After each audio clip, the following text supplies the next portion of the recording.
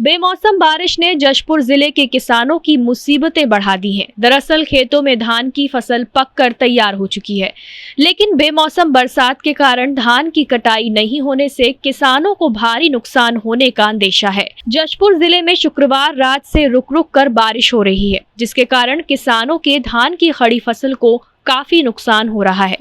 वहीं किसान मौसम की मार झेलने को मजबूर हैं। अपनी तैयार फसल को खराब होते देख किसान काफी परेशान हैं। मौसम विभाग की माने तो अभी आगे और बारिश की संभावना है। अगर यही आलम रहा तो किसानों को इस बार काफी नुकसान उठाना पड़ सकता है। एक ओर छत्तीसगढ़ में धान खरीदी 1 दिसंबर से शुरू हो रही है, तो दूसरी ओर बेमौसम बरसात ने किसानों की चिंताएं बढ़ा दी हैं। किसानों का कहना है कि ऋण लेकर किसी तरह खेती की है और अगर बारिश के कारण उनकी फसल खराब हुई तो उनकी सुध कौन लेगा।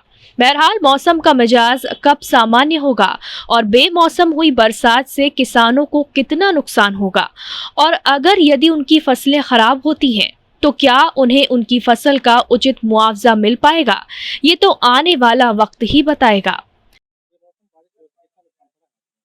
बहुत ज्यादा नुकसान पड़ा है। खेत में धान काट के रख दिए थे और उसको खलिहान में ले जाने की तैयारी ही थी कि अचानक बेमौसम बारिश हो गया, जिससे लगभग धान की फसल चौपट हो जाएगी। क्षेत्र में लगभग सारे किसानों के साथ यही हुआ है। इस मामले में मैं ये कहना चाहूंगा कि प्रशासन को चूंकि ये मालूम था कि इस तारीख से इस तारीख के बीच में बेमौसम बारिश होगी, तो उन्होंने जन जागरूकता अभियान नहीं चलाया। यदि वो जागरूकता अभियान चलाते तो किसानों को पता चल जाता, तो किसान धान की फसल को या तो काटने से नहीं काटते या फिर काटा हुआ फसल को पहले ही सुरक्षित कर लेते। परंतु प्रशासन ने किसी प्रकार की जागरूकता नहीं फैलाया, जिसके कारण किसान को ये जानकारी नहीं लग सकी कि इस अवधि के दौरान बारिश होगी। नहीं, अभी तक प्रशासन ने किसी प्रकार की पहल नहीं की है। प्रशासन को चाहिए कि खेतों में जाए, नुकसान हुए फसल का आकलन करे और उसको मुआवजा दे।